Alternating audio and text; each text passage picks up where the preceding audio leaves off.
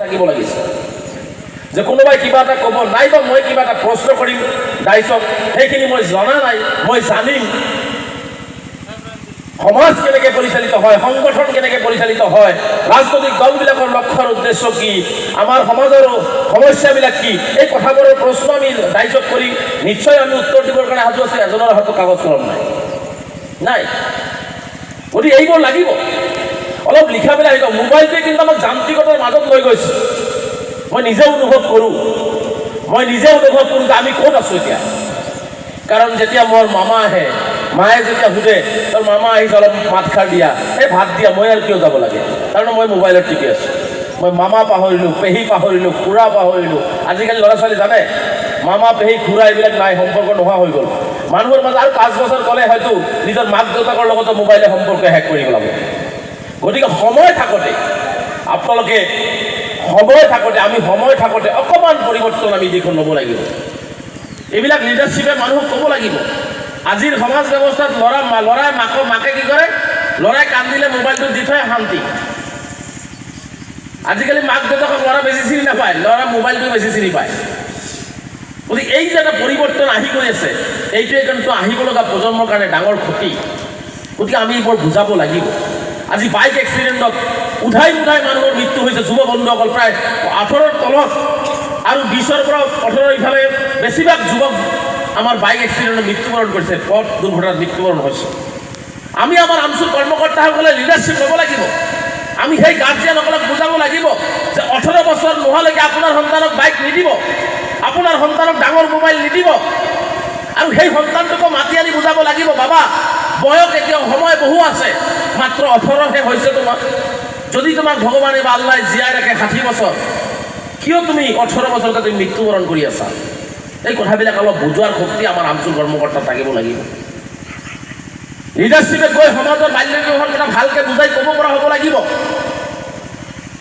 জুৱা খেলিলে কি হয় এইটো বুজাই ক'ব পৰা হ'ব লাগিব মদ খালে কি হয় এইটো বুজাই ক'ব পৰা হ'ব লাগিব সমাজ এখন পৰিৱৰ্তন কৰিবৰ কাৰণে এই পৰিৱৰ্তন নহয় এটা কথা মনত ৰাখিব যি জাতি যি মানুহে নিজৰ পৰিৱৰ্তন নিবিচাৰে স্বয়ং সৃষ্টিকৰ্তাই তাৰ পৰিৱৰ্তন কৰি নিদিয়ে গতিকে স্বয়ংটো সৃষ্টিকৰ্তাই পৰিৱৰ্তন কৰি নিদিয়ে আমি প্ৰত্যেকজনে পৰিৱৰ্তন নিজে হ'ব লাগিব গতিকে আমাৰ মাজত যিসকলৰ বেয়া গুণ আছে সেই বেয়া গুণবিলাক আমি এৰিব লাগিব আমাৰ আমচুৰ কৰ্মকৰ্তাৰ মাজতো বেয়া গুণ থাকিব পাৰে নাথাকিব নেকি নিশ্চয় আছে কোনোবা এখন সভাত গৈছে কোনোবা এখন গাঁৱলীয়া সভাত বহিছে কোনোবা এখন সভা মিটিঙত গৈছে আপুনি পিছফালে যে চিগাৰেট খাই আছে বগা চাৰ্টটো পিন্ধি চিগাৰেট খাই আছে এইটো লিডাৰশ্বিপ দেখিব আৰু যদি আমাৰ মামিজুৰ হতৰ দৰে ব্যক্তি যদি কেতিয়াবা দেখা পায় চাওক আমচুৰ কৰ্মকৰ্তা পিছফালে একফালে আমচুৰ বকবক কৰি আছে পিছফালে চিগাৰেট খাই আছে আল্টিমেটলি সমাজৰ সচেতন ব্যক্তিসকলে এইটো সমালোচনা কৰিবই তেতিয়া আকৌ এওঁলোকে বেয়া হ'ব যে আমাক এনে সমালোচনা আমি আমচু কৰি থাকোঁ কিন্তু কামটো কি কৰিছে সেইটোতো চাব লাগিব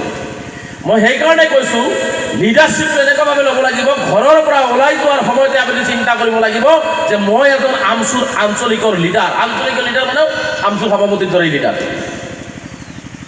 প্ৰত্যেকজনে ঘৰৰ পৰা ওলাই যাওঁতেই সেইখিনি ঘৰৰ পৰা জ্ঞান ব্ৰেইনত সোমাই লৈ ওলাই যাব লাগিব যাতে মোৰ দ্বাৰা সমাজৰ কোনো মানুহ বেয়া নাপায় মোৰ কৰ্মই যাতে সমাজখনক উন্নয়নৰ দিশত লৈ যায় মোৰ কৰ্মই যাতে সমাজৰ প্ৰতিটো স্তৰৰ ব্যক্তিয়ে ছিনিয়ৰে যাতে মোক মৰম কৰে জুনিয়ৰে যাতে মোক সন্মান কৰে এই কথাটো আমি লিডাৰশ্বিপ লোৱা মানুহখিনি জানিব লাগিব লিডাৰশ্বিপটো এনেই হৈ নাহে বনাব লাগিব কিয় চেষ্টা নকৰে যে মই আমচুৰ সভাপতি হ'ম মই এদিনাখন আমচুৰ সভাপতি হ'ম কিয় চিন্তা নকৰে মইতো কেতিয়াও ভবা নাছিলোঁ ময়ো আপোনালোকৰ দৰেই আছিলোঁ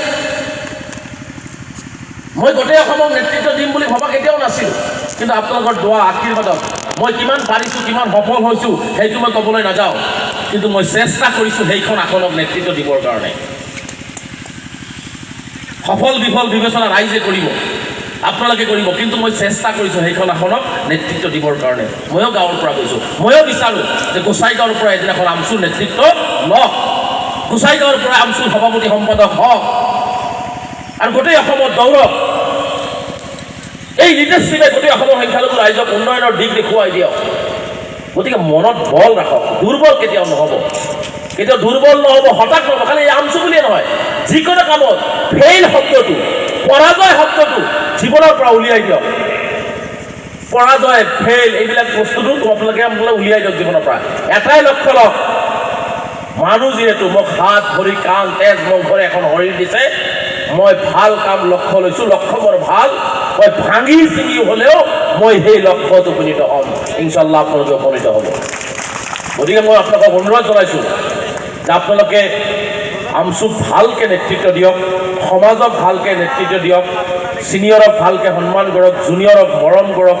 আপোনালোকৰ পৰা ভিতৰত যদি কিবা বেয়া গুণ আছে সেইবোৰ আঁতৰাই ভাল গুণ ভিতৰত আনিবৰ কাৰণে চেষ্টা কৰক। সকলো জাতি জনগোষ্ঠীৰ মাজত সমভাৱে চলিবৰ কাৰণে এটা চিন্তা কৰক। কোনো জাতি জনগোষ্ঠীৰ মাজত আপোনালোকে ঘৃণা সৃষ্টি নকৰিব। এই পৰিৱেশটো আপোনালোকে প্ৰত্যেকজনে গঢ় দিয়ক। আমচু নিজে নিজে দপদপে আগবাঢ়ি যাব। আমচু অকলে অকলে নিজৰ নিজৰ গতি ল'ব। গতিকে মই অনুৰোধ জনাইছোঁ, আজিৰ কৰ্মশালাৰ জৰিয়তে আপোনালোকে য'তেই যাব, য'তেই বহিব, তাতেই আপোনালোকে এজন এজন লিডাৰ হিচাপে নিজকে প্ৰতিষ্ঠিত কৰিব।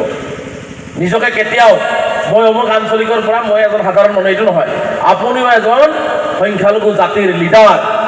এই মনোভাৱ আপোনাৰ বুকুত ৰাখি প্ৰত্যেকটো ঠাইত আপোনালোকে ওলাই যাব। গতিকে এইখিনি কথা ক'লোঁ। আঞ্চলিকবিলাক আপোনালোকে ভালকৈ বনাওক, জিলা সমিতি ভালকৈ বনাওক, আমাৰ সমাজৰ প্ৰতিটো ঘৰে ঘৰে গৈ আমচুৰ কৰ্মকৰ্তা উলিয়াই আনক, আৰু বিশেষকৈ স্কুলৰ আৰু কলেজৰ ছাত্ৰ ছাত্ৰীসকলক আমচুত বেছিকৈ যোগদান কৰাবৰ কাৰণে চেষ্টা কৰক, যাতে অহা প্ৰজন্মই যাতে আমচুৰ নেতৃত্ব ল'ব পাৰে। গতিকে এই কথাবিলাক আপোনালোকে লক্ষ্য কৰিব।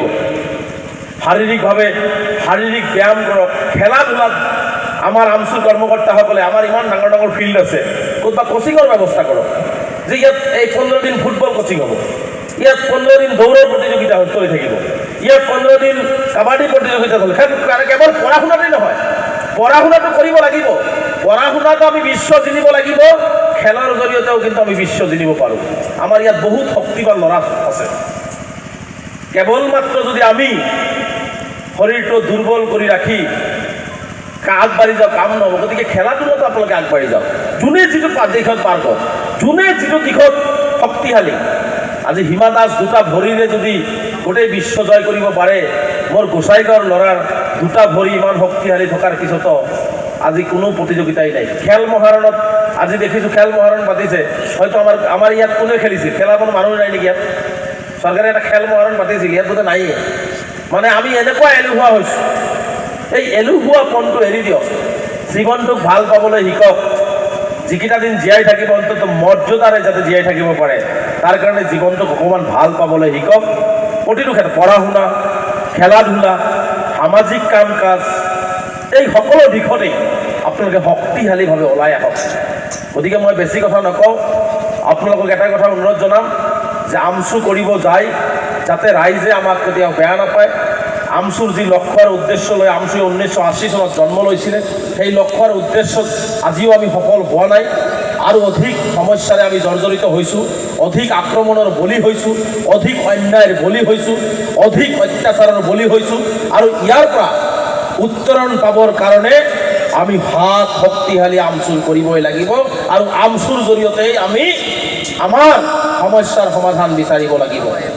আৰু মই এইটোৱে কওঁ যে আপোনালোকৰ প্ৰতিটোৰ মুখত এটা আন্দোলনৰ ছবি দেখিবলৈ পোৱা যায়, প্ৰতিটোৰ মুখত নোপোৱাৰ বেদনা দেখিবলৈ পোৱা যায়। এই নোপোৱাৰ বেদনাক পোৱাৰ লৈ ৰূপান্তৰিত কৰিবৰ কাৰণে প্ৰতিজনে বুকুত সাহস লৈ, উদ্যম লৈ, সাহসিকতাৰে আমচুৰ পতাকা লৈ আগবাঢ়ি আহক। ইনশাল্লাহ আমি এদিন সফল হ'মেই। আমাক কোনেও ধৰি দবাই ৰাখিব নোৱাৰে, আমাক কোনেও নোৱাৰে। না পঢ়া শুনাত পাৰিব, না খেলা ধূলাত পাৰিব, না বোলে আমাক অন্যায় অত্যাচাৰ কৰি পাৰিব।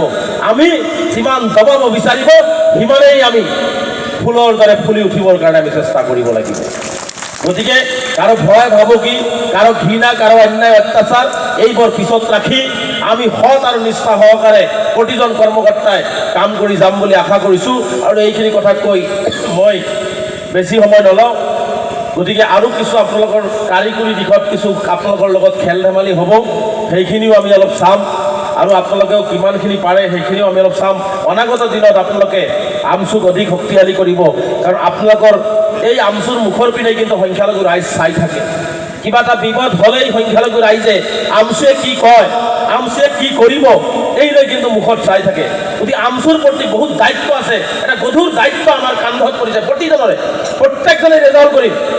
গতিকে প্ৰত্যেকজনে কান্ধত এটা গধুৰ দায়িত্ব সংখ্যালঘু ৰাইজে দি থৈছে, সেই দায়িত্ব যাতে আমি সততাৰে পালন কৰিব পাৰোঁ, তাৰ কাৰণে আমাৰ বিজ্ঞ যিসকল ব্যক্তি আছে তাৰ লগত পৰামৰ্শ ল'ব।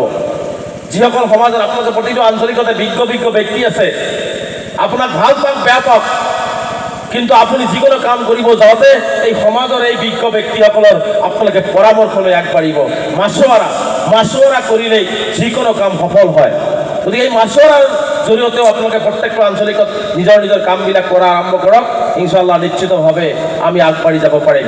গতিকে আজিৰ এই শপত গ্ৰহণ অনুষ্ঠানত যিসকল কৰ্মকৰ্তা উপস্থিত থাকিলে, মই পুনৰবাৰ কেন্দ্ৰীয় সমিতিৰ ফালৰ পৰা সকলোকে আন্তৰিকভাৱে ধন্যবাদ জনাই অহা দিনবিলাকত কোকৰাঝাৰ জিলা সমিতিখনেই অন্য জিলাৰ লগতেই কোকৰাঝাৰ জিলাৰ সংখ্যালঘু ৰাইজৰ সমস্যা সমাধানৰ ক্ষেত্ৰতে লগতে অসমৰ সংখ্যালঘু জনগণৰ হকে এক অগ্ৰণী সাহসী ভূমিকা ল'ব বুলি মই আশা ৰাখি মই মোৰ বক্তব্য সামৰিছোঁ। ধন্যবাদ। আমচু জিন্দাবাদ। খুদা হাফেজ।